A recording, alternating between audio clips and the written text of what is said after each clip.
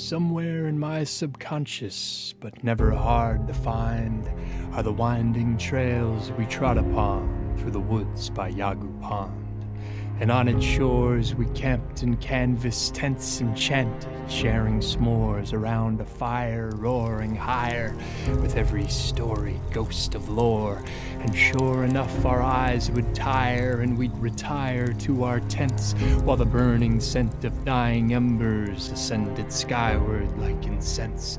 And then intense light raindrops pounded down, at first a steady patter, growing louder towards a crescendo pour before the resounding thunder clatter. And as I sat there on the bunk under the drums of rain against the ceiling, I realized Mother Nature mixes rage with a calming feeling. And the revealing dawnlight brought to life a morning mist that drifted off the lake, softly shaking me from slumber long before the horns bade me to wake. And when they sounded, we all rounded up around the old flagpole, Old Glory raised high speedily by our teenage leader of the patrol. And then we'd go roll our sleeping bags, tucking the pillows neatly beneath, sweeping out our tents of every empty bag of candy, can, and leaf. Standing in grief was the unlucky one whose turn had come to clean latrines. Right from the streams we'd fill up all the red fire bucket tins until they brimmed from the seams. And when it gleamed we'd turn around and glance at the site of our campsite just to bask in its perfection, dreaming of the medallions we'd be awarded for our deserved first-class inspection. Then from the direction of the mess hall, breakfast call bugles echoed, drawing troops of boys of all ages, shapes, races, faces light, dark, and freckled.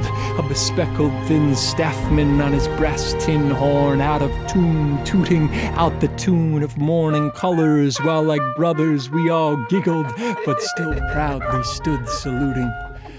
After recruiting one of our newer, younger troop members to send as our waiter, setting our table places, bowls, forks, plates, Father Christopher, gruff Minister Morgan, or Rabbi Gorman was called forth to say the grace, and with great praise we yelled, "Amen!" And then mayhem began, as 100 strong fought a chanting war of cheer and song. There was the Lena-Lean, the good morning call, so many more sung all meal long. And all along we'd stuff our stomachs up with so much egg, sausage, cornbread, and bacon. It's amazing we didn't die. Not a lie. Scoutmaster Phil would stack his plate with pancakes up until they towered 20 high.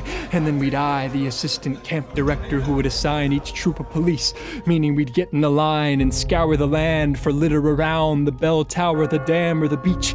After all, the scout law and oath teach cleanliness and endless friendliness toward earth. If you ever spend a summer under the evergreens of Yawgoog, you'll agree God's creation is beyond worth. Then we burst towards every corner of the camp to start the day, as the bursting distant rifle range guns aiming fired away. I made my way to the lodge of nature merit badges made of logs, where there were snakes from nearby lakes and tanks of turtles, tortoises, and frogs. What are the odds of Yawgoog Reservation never changing? Can things just ever remain the same? I trekked up to a treasure tucked back hid away called Hidden Lake, a fitting name, where we were instructed to construct a shelter held together by the debris of trees and fallen leaves, and spend the night there all alone, hearing animals roam. Or was it the breeze? Memories of dashing back to catch the start of our lunch, or munching down of countless chicken patties, then challenging another troop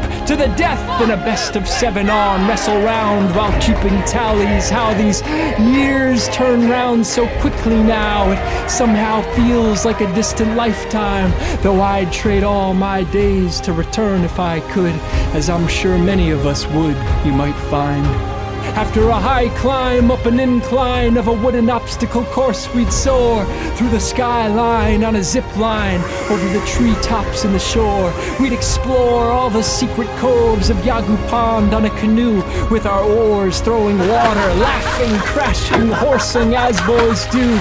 We paddled through the battered wreckage, a storm-torn bridge built by scout troops long ago.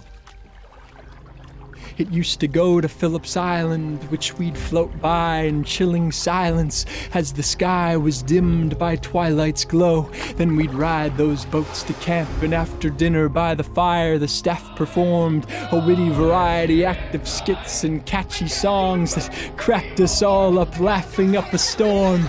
And on that warm late summer night of August, as the raucous show died down to a quiet hum, as the rising smoke from embers, golden charred, ascended slowly, fading toward the stars, we boldly raised our arms and spoke the oath as one.